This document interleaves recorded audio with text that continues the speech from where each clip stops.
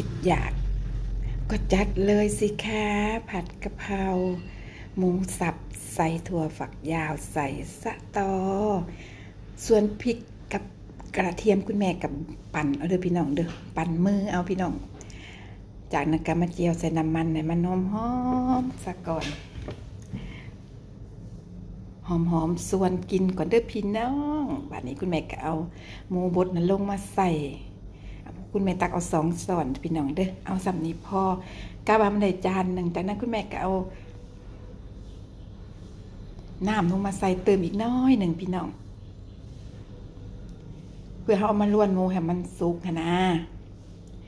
ก่อนเราสิปรุงรสกะเราล้วนหมูอีกสักนิดหนึ่งสักก่อน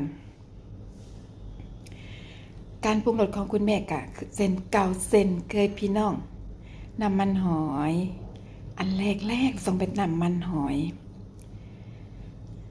ต่อมากับผงปรุงรสน้ำตาลใส่แล้วกันอันยังเอาเอิญว่าน้ำพริกเผานะพี่น้อง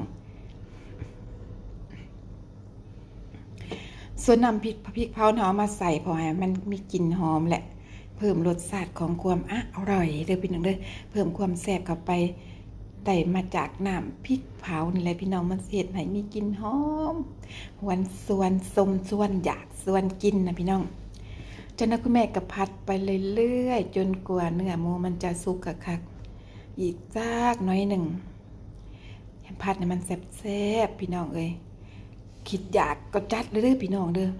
เพราะว่ามีสะตอมันมีสะตอพี่น้องแต่คุณแม่บ่ใส่กุ้งเด้อมื้อนี้เด้อกุ้งก็ยังมีอยู่เพราะว่ามื้อนั้นคุณแม่ซื้อกุ้งมาหลายพี่น้องยังเฮ็ดกินบ่หมดยังหลายอยู่แต่กระโจกเรื่องกุ้งพี่น้องเอาแต่หมูก็พอ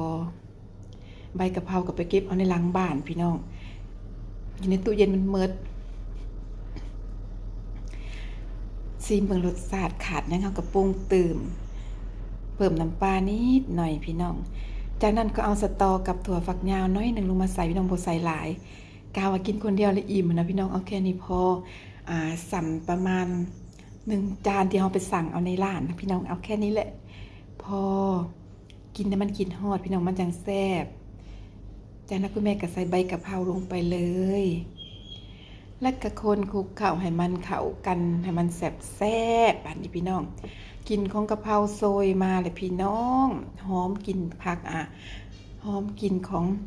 สตอขึ้นมาทันทีเลย